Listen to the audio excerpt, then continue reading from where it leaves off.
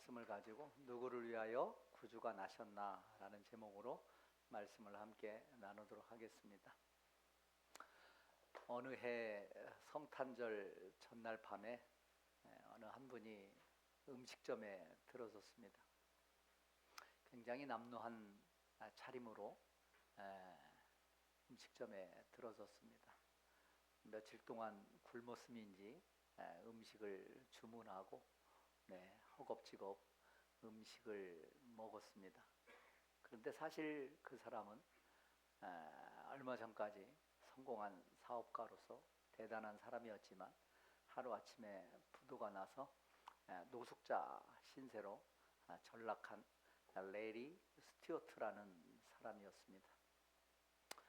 배고픔에 허겁지겁 음식을 먹고 났지만 이제 음식값을 지불할 돈이 없었기에 어찌할 바를 몰라 고민을 하다가 꾀를 냈습니다. 갑자기 지갑을 잃어버린 척하며 뒤적거리며 아주 난처한 표정을 지은 것이죠. 그 모습을 지켜보던 주방장이 다가와서 허리를 굽혔다가 펴더니 손님, 돈을 흘리셨네요 라면서 20불짜리 지폐를 건넸습니다. 레리 스튜어트는 그 한순간을 통해서 그의 마음속 깊은 울림을 받았습니다. 아직도 이 세상에는 선함이 존재하는구나 라는 생각을 레리 스튜어트는 하게 됐습니다. 이듬해 성탄절에 레리 스튜어트는 다시 성탄절을 맞이해서 야외로 나갔습니다. 외투도 입지 않고 쓸쓸하게 힘들게 일하던 한 여인에게 말없이 미소를 지으면서 20불을 건넸습니다. 그리고 미소를 지으면서 레리 스튜어트는 깨달았습니다. 성탄절은 받는 것이 아니라 주는 것이라는 것을. 그 이후에 레리 스튜어트는 재기에 성공해서 사업가로서 그리고 죽을 때까지 2007년도에 그가 죽을 때까지 매번 성탄절마다 자기의 얼굴과 이름을 밝히지 아니하고 길거리에서 익명의 기부를 26년간 해왔다고 합니다. 레리 스튜어트를 통해서 이름 없는 천사의 재단이 만들어지고 아마도 지금도 그 활동이 계속 되어지는지는 모르겠습니다.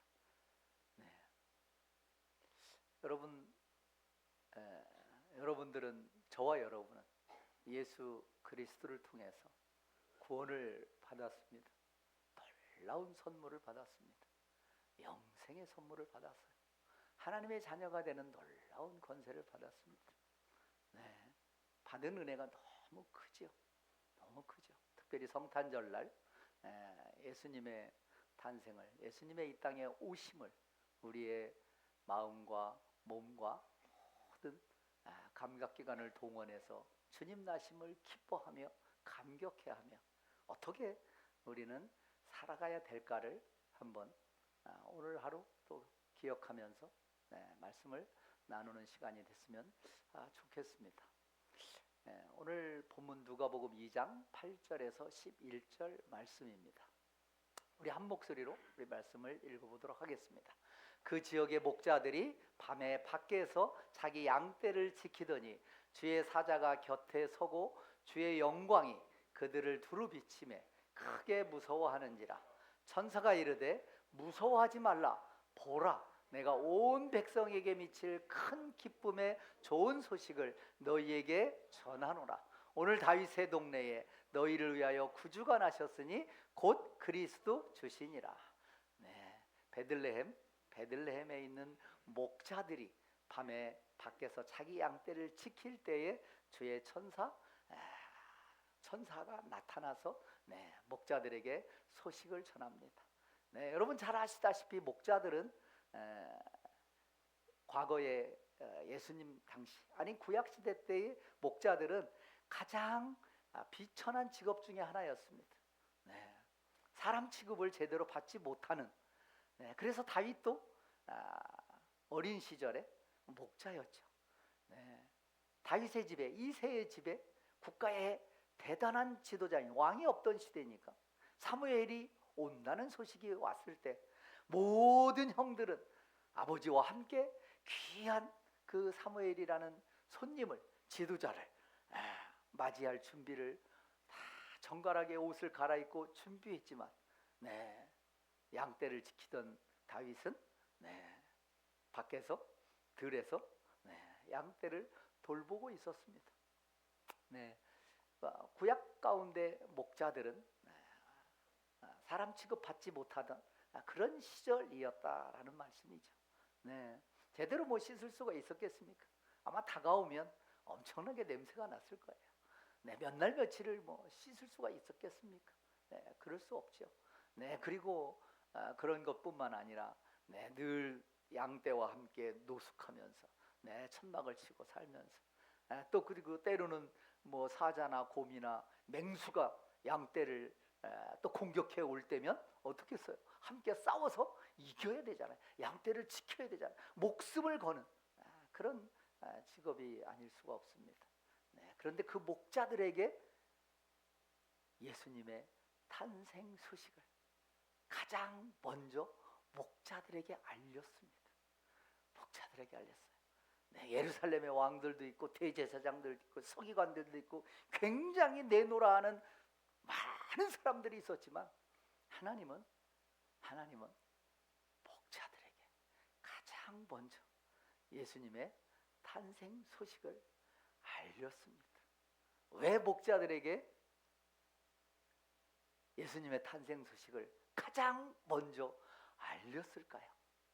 오늘 본문 말씀해 보니까 목자들이 밤에 밖에서 자기의 양떼를 지키더니 밤에도 깨어 있었습니다. 밤에도 변함없이 양떼를 지키고 있었습니다. 맡겨진 사명을 최선을 다해서 감당하던 목자들의 모습. 그때 천사가 나타나서 예수님의 오심을 전했던 것이죠. 왜 베들레헴 목자들에게 가장 먼저 나타났을까요? 베들레헴에 있는 목자들은 양떼를 치면서 그 양은 곧 예루살렘 성전에서 제사용으로 쓰일 양들이었습니다. 그 양들을 관리하던 목자들에게 나타나신 것이죠. 예수님은 2000년 전부터 예수님께서 오셨을 때 2000년 전부터 1500년 전부터 6월절 어린 양을 잡아 매년 제사를 드리던 그와 같이 예수님께서는 오셔서 6월절 어린 양이 되셔서 친히 6월절 어린 양이 되셔서 죽으시기 위해서 오셨기 때문에 아마도 목자들에게 하나님께서는 특별히 예수님의 오신 그 소식을 가장 먼저 알리지 않았을까 싶습니다. 어찌됐든 천사가 이야기합니다. 온 백성에게 미칠 큰 기쁨의 좋은 소식을 너희에게 전하더라. 예수님의 이 땅에 오시는 소식은 좋은 소식이죠. 굿뉴스입니다. 굿뉴스예요. 그것도 기쁨의 굿뉴스입니다. 그것도 큰 기쁨의 굿뉴스입니다. 저와 여러분 이 땅에 살아가면서 이런 좋은 소식, 기쁨의 좋은 소식, 큰 기쁨의 좋은 소식을 우리는 받았으니 그것을 전하시는 저와 여러분 되기를 간절히 소원합니다. 그래서 목자가 그 소식을 듣고 베들레헴으로 빨리 달려갑니다. 그래서 마리아, 요셉, 구유에 누인 아기를 찾아서 천사가 말한 것을 그들에게 전합니다. 다 보고 들은 것을 전하니 그들이 놀랍게 여겼습니다. 그래서 목자들은 듣고 본 모든 것으로 인하여 하나님께 영광을 돌리고 하나님께 찬송을 했다라고 기록하고 있습니다. 목자들이 최초의 예수님 탄생의 첫 번째 증인으로서의 역할을 잘 감당했던 것을 알 수 있습니다. 예수님의 복된 소식의 증인들의 모습은 전하고자 하는 메시지를 가지고 빨리 가는 자들입니다. 빨리 가는 자들이에요. 급한 마음에 이 소식을 빨리 전하고 싶은 간절한 마음에 빨리 가는 겁니다. 그리고 자기가 보고 듣고 한 것을 전하는 것이죠. 전하는 것입니다. 그리고 그 모든 것으로 인하여 하나님께 영광 돌리고 하나님을 찬송했던 것을 기억합니다. 우리들이 증인으로서의 삶을 어떤 모습과 어떤 태도로 증인으로서의 삶을 살아가야 되는지에 관련해서 첫 번째 최초의 증인이었던 목자들의 이런 모습은 우리에게 좋은 귀감이 된다라고 볼 수가 있을 것 같습니다. 베들레헴에서 예수님 탄생하셨던 그곳에서의 모습은 그렇고, 그 다음에 이제 화면을 바꿔서 장면을 바꿔서 베들레헴의 모습은 예루살렘의 모습은 어떠했을까요? 예수님 오셨을 때 예루살렘의 모습은, 예루살렘에서는 동방 박사들이 예수님을 경배하기 위해서 예루살렘을 방문하죠. 마태복음 2장 1절 2절에는 그 모습을 이렇게 기술을 하고 있습니다. 헤롯 왕 때에 예수께서 유대 베들레헴에 나심에 동방 박사들이 예루살렘에 이르러 유대인의 왕으로 나신 이가 어디 계시냐? 우리가 동방에서 그의 별을 보고 그에게 경배하러 왔노라 라고 이야기를 합니다. 이 이야기를 듣고 예루살렘에서는 소동이 일어났습니다. 헤롯 왕이 생각할 때 유대인의 왕이 났다니 무슨 소리야? 내가 지금 유대인의 왕이고 내가 지금 이스라엘의 왕이고 헤롯 대왕으로서의 권세가 로마에서 비록 위임받은 왕이긴 하지만 헤롯 대왕의 권세가 대단했잖아요. 예수님 당시에 어마어마한 성전을 40년째 짓고 있었으니까 예수님 십자가에 돌아가신 이후에 AD 60년에 가서야 그 성전이 완공될 정도로 어마무시하게 그런 성전을 건축할 정도의 그런 실력과 권위와 힘과 파워를 갖고 있었던 헤롯 대왕인데, 헤롯 대왕에게 동방 박사들이 찾아와서 유대인의 왕으로 나신 이가 어디 있느냐라고 물었을 때 헤롯 대왕은 아마도 적잖이 당황했지 않을까 싶습니다.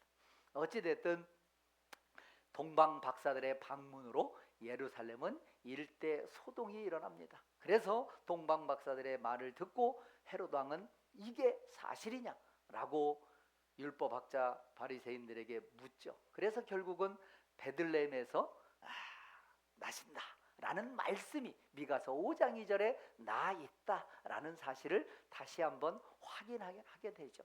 에브라다의 베들레헴아, 작은 에브라다의 베들레헴아, 내가 작은 곳일지라 그곳에서 장차 이스라엘을 다스릴 자가, 큰 자가 나타날 것이다라는 미가서 5장 2절의 말씀을 통해서 다시 한번 사실을 확인하게 됩니다. 동방 박사들은 지금으로 말하면 이란 지역. 그때 당시에는 아마 파르티아라는 제국이었을 겁니다. 그러니까 대략 예루살렘으로부터 거리가요 한 3,000km 이상 떨어졌습니다. 그 먼 거리에서 동방 박사들은 하나님께서 보내주신 그 사인을 보고 찾으러 온 겁니다.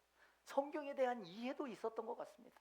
아마도 70인역 구약 헬라 제국 시대 때에 번역된 구약 성경이 아마도 그 중동 지역과 그 다음에 로마 제국에 다 퍼졌기에 아마도 성경을 통해서 메시아가 날 것이라는 동방 박사들은 아마도 알고 있었던 것 같습니다. 그리고 한 별이 나타나서 그들을 예루살렘으로 인도했던 것이죠.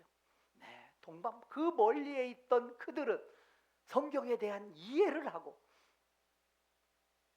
하나님의 사인을 받아서 예루살렘에 이스라엘에 방문했는데 그 지역을 다스리고 있던 헤롯 대왕은 성경에 대해서 관심이 없었죠.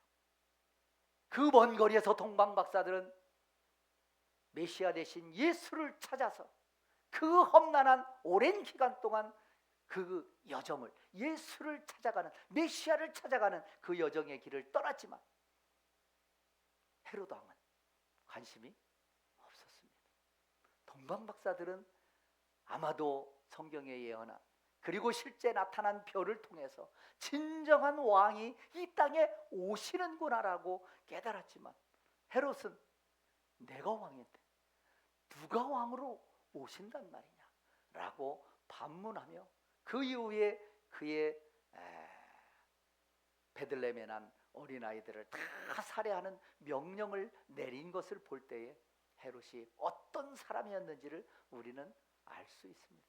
동방 박사들이 어찌됐든 예수 나신 베들레헴을 찾아서 경배하고, 그들은 돌아갈 때 어느 길로 갔을까요?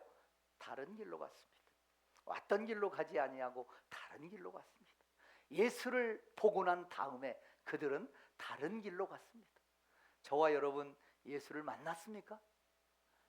예수를 만났습니까? 예수를 메시아로 받아들입니까? 예수를 나의 구주로 받아들였습니까? 이전에 걷던 길이 아닌 다른 길로 걸어가셔야 될 줄 믿습니다. 네. 이렇게 예수님의 나심은 사실은 구약의 마지막에 한 질문에 대한 대답을 사복음서에서는 나타내고 있는 거죠. 네. 구약의 마지막 성경 말라기 성경 1장 2절에 보면 이런 말씀이 있습니다. 여호와께서 이르시기를, 말씀하시기를, 내가 너희를 사랑하였노라. 이스라엘 백성, 내가 너희를 사랑하였노라. 그렇게 말하나 너희는 주께서 어떻게 우리를 사랑하셨나이까? 진짜 우리를 사랑했나요? 진짜 사랑했나요? 어떻게 사랑했는데요? 라고 항변한다는 것이죠. 항변한다는 것입니다. 그러나 나 여호와가 말하노라, 에서는 야곱의 형이 아니하냐. 그러나 내가 야곱을 사랑하였다. 네, 구약의 언약 가운데, 하나님과 이스라엘 백성 가운데 맺어진 하나님의 언약 가운데 하나님은 야곱을 비록 끊임없이 불순종하고 우상을 숭배하고 배신하지만 끊임없이 언약을 따라 신실하신 하나님께서는 언약을 따라 사랑하시는 하나님의 그 약속을, 말씀을 하고 계신 겁니다. 네, 내가 너희를 사랑하였노라. 어떻게 우리를 사랑하였나요? 라고 묻는 것이죠. 물론 말라기가 있던 이 시대는 이제 페르시아 제국에서 포로로 귀환해서, 그리고 또 성전 느헤미야를 통해서 성전을 재건하고, 그리고 나서 이제는 진짜 메시아가 오실 때가 됐다라고 이스라엘 백성들은 엄청나게 생각을 하고 있었다고 합니다. 그때 당시. 근데 아무리 기다려도 메시아는 오지 않고, 그래서 정말 우리를 사랑하십니까? 어떻게 사랑한단 말입니까? 라고 이스라엘 백성들은 하나님께 묻고 물었던 것이죠. 네, 하나님께서는요, 이 이스라엘 백성들의 어떻게 우리를 사랑하느냐라는 그 항변의 메시지에 하나님은 400년간 침묵을 이어가십니다. 400년간 침묵을 이어가십니다. 네, 신구약 중간기에 해당되는 350년, 400여 년. 왜 하나님은 400여 년의 침묵을 이어가셨을까요?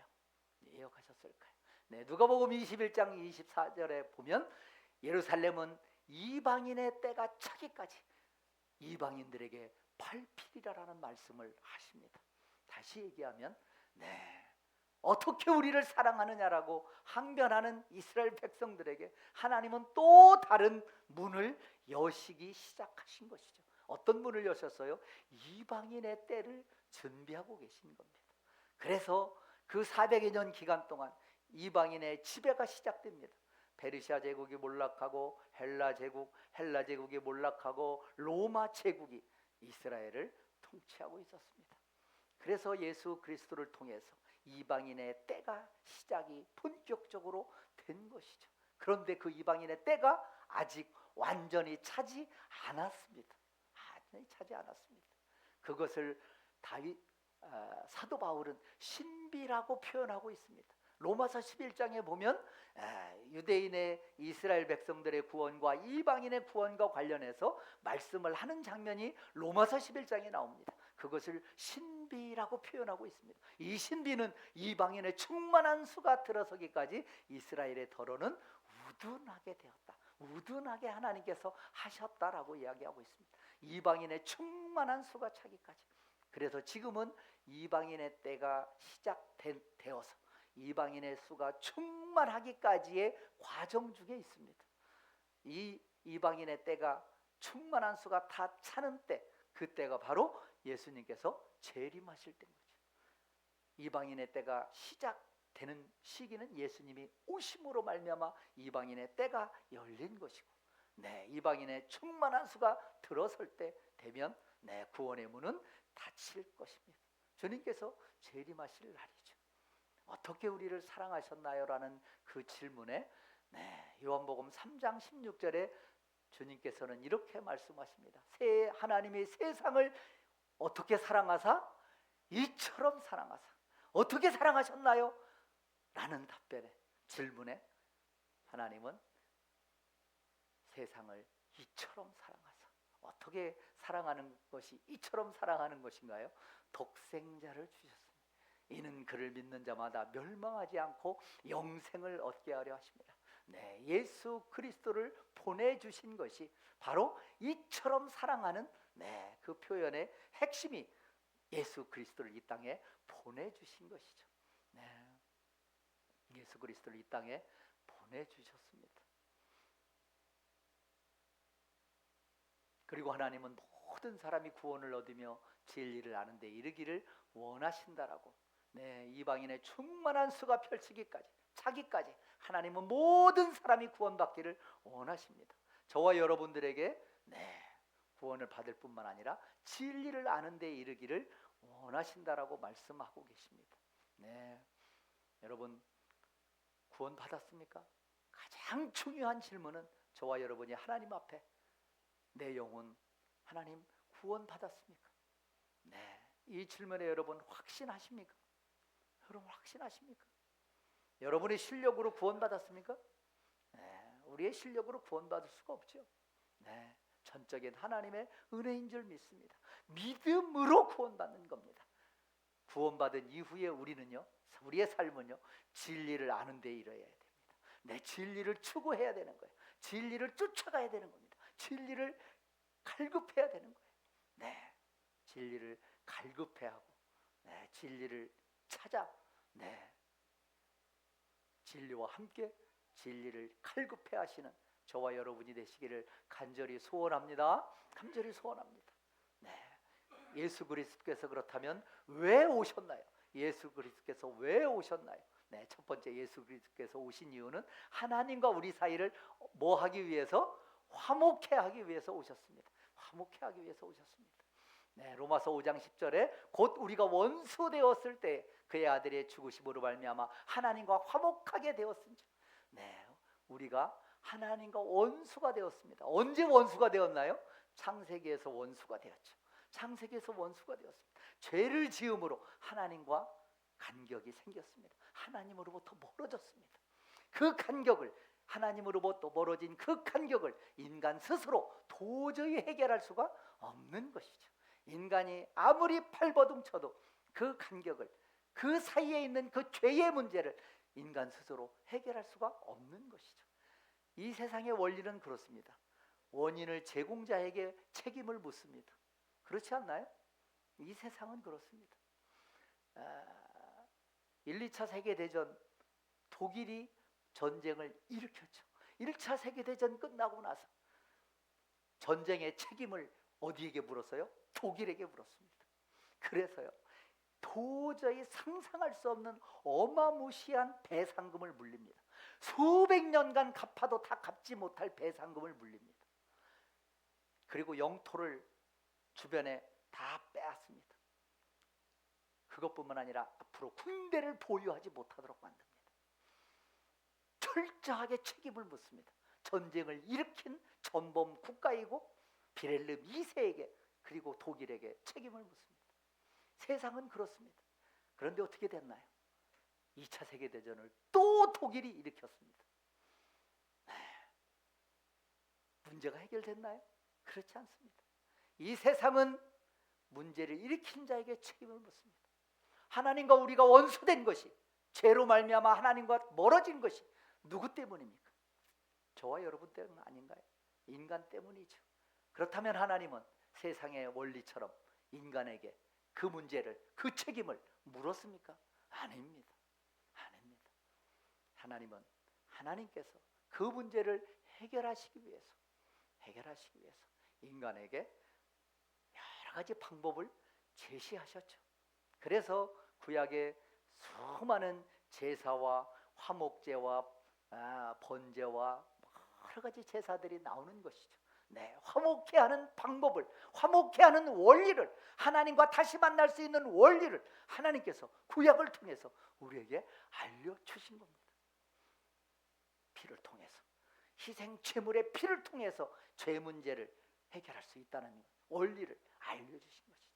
그리고 나중에는요, 본질적으로 영원히 그 문제를 한 번에 해결하시는, 그래서 친히 예수님께서, 하나님께서 인간의 모습으로 이 땅에 오셔서 친히 화목제물이 되어 주셨습니다.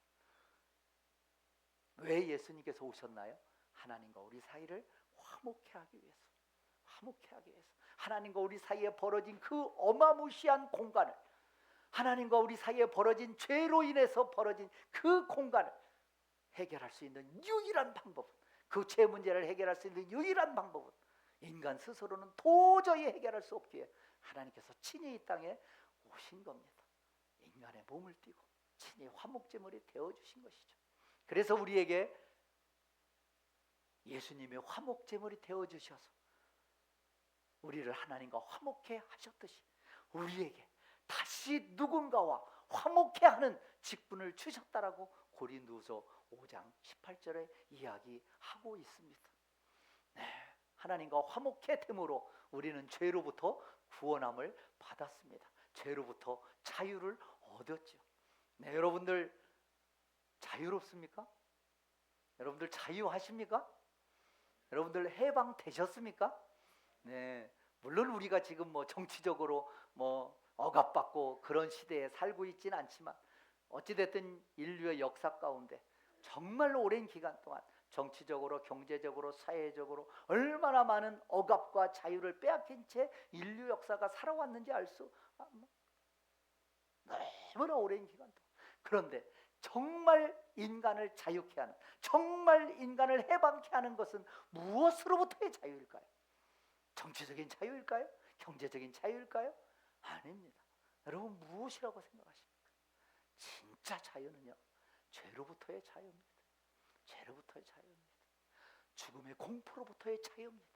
인간이 도저히 해결할 수 없는 죄로부터의 자유, 죽음으로부터의 자유가 진정한 자유요 해방임을 알 수가 있습니다. 모든 범죄는 공소시효가 있잖아요. 그래서 왜 가끔 뉴스에 보면 그런 사람이 있잖아요. 네, 뭐 살인죄를 저질렀다, 군대를 탈영했다. 네, 그래서 도피하러 다니죠. 그 공소시효가 있습니다. 네, 뭐 몇십 년 있다고 하더라고요.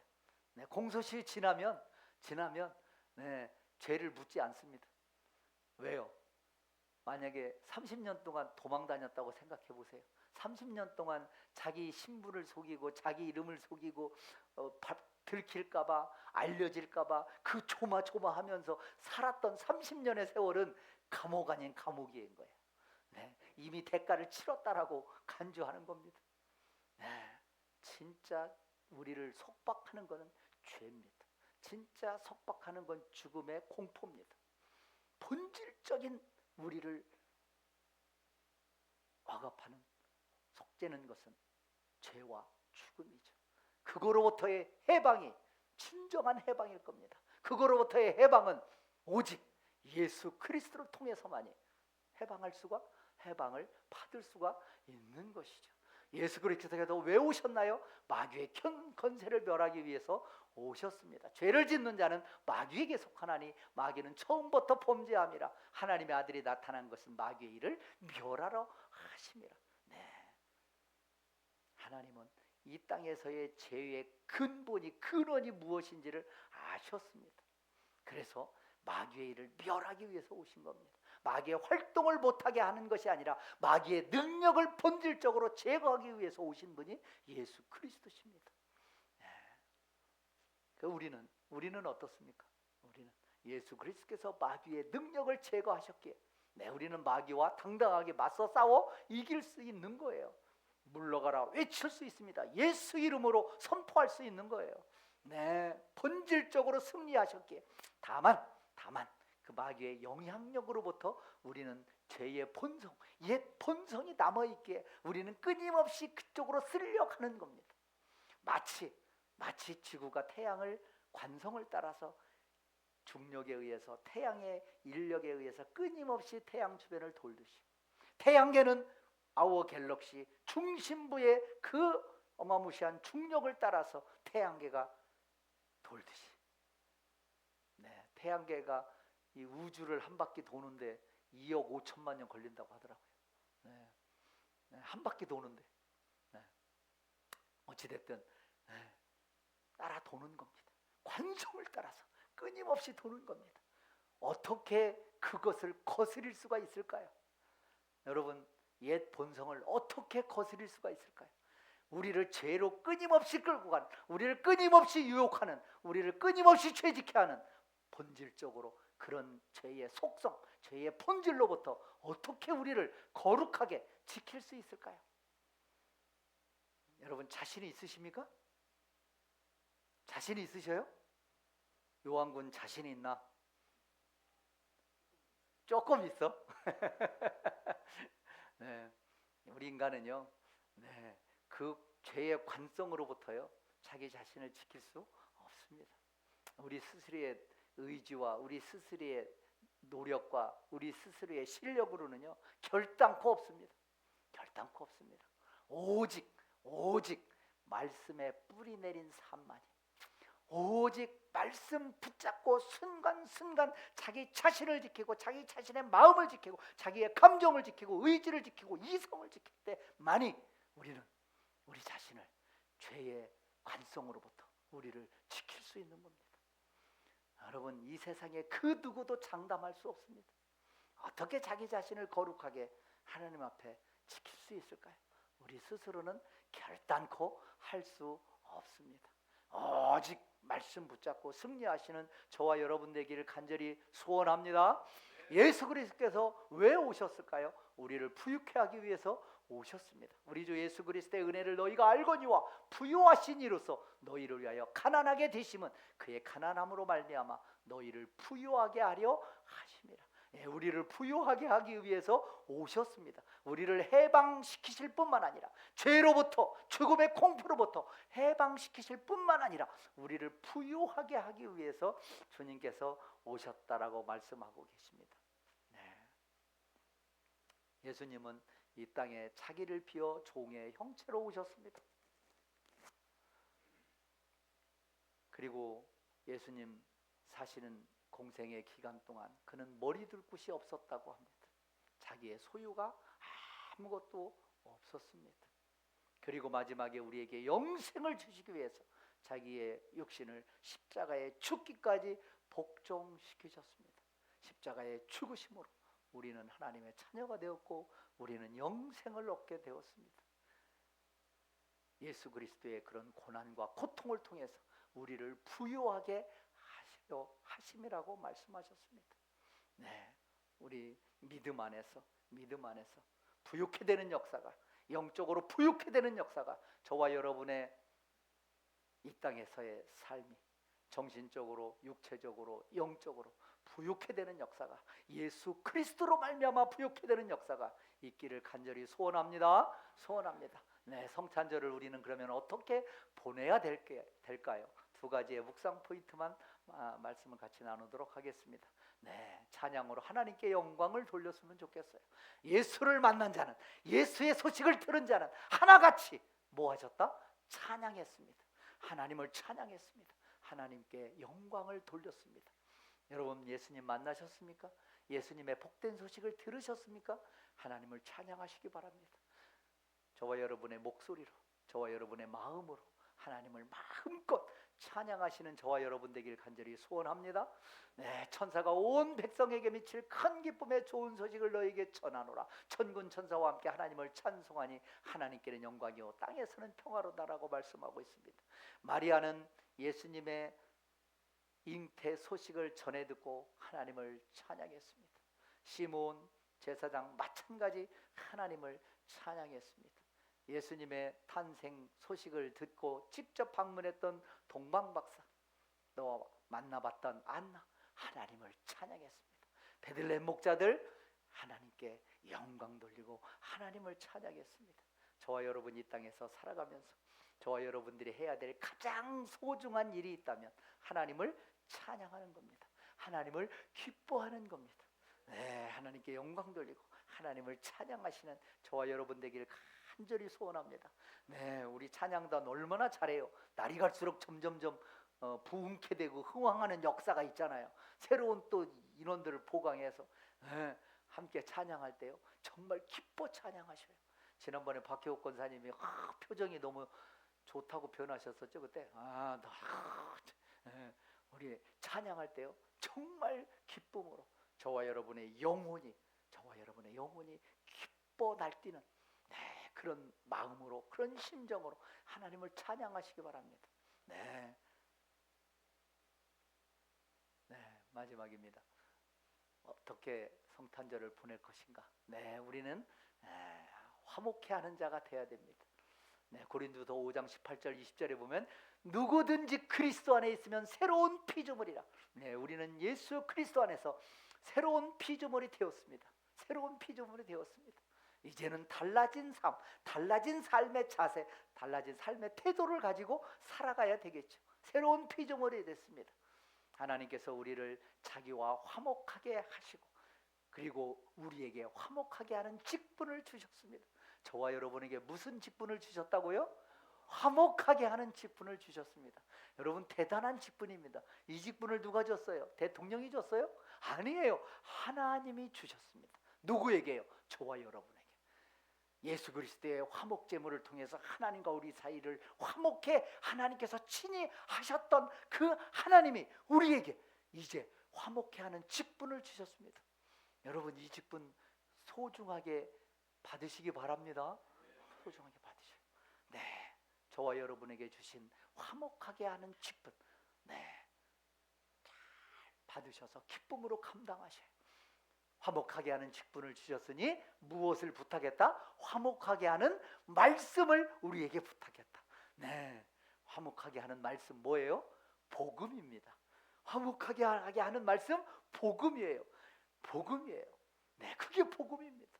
네, 복음을 통해서 예수 그리스도 나심을 통해서 하나님과 우리 사이가 화목해 되었던 것처럼 우리는 그 직분을 받았으니 화목해 하는 말씀, 복음을 이제 어떻게 해야 돼요? 부탁해야 됩니다. 누구에게? 여러분 주변에 있는 사람들에게 부탁해야 됩니다. 진정한 화목은 복음을 통해서만이 가능합니다. 진정한 관계의 회복은 복음을 통해서만이 가능합니다. 진정한 부부의 행복은 복음을 통해서만이 가능합니다. 금성과 화성처럼 출신 성분이 너무나 다른 남녀가 어떻게 만나서 행복한 한 가정을 만들 수 있을까요? 불가능합니다. 애초에 어떻게 가능한가요? 하나님을 통해서만이 가능한 겁니다. 화목해 하시는 하나님과 화목해 되는 역사를 통해서 나와 하나님이 화목하고 그 사람과 하나님의 화목함으로 우리는 화목해 되는 역사가 만들어질 수 있는 겁니다. 어떻게 가정이 화목해 될 수 있나요? 어떻게 회사가 화목해 될 수 있나요? 어떻게 목장이 화목해 될 수 있나요? 어떻게 교회가 화목해 될 수 있나요? 네, 우리에게 화목해 하는 직분을 주셨고 우리에게 화목해 하는 말씀을 부탁하셨습니다. 그 말씀을 붙잡고 화목해 되는 그런 역할을, 직분을, 말씀을 잘 감당하시는 저와 여러분 되기를 간절히 소원합니다. 네, 너희는 하나님과 화목하라. 네, 하나님과 예수 그리스도를 통해서 1차 본질적으로 화목하게 되었죠.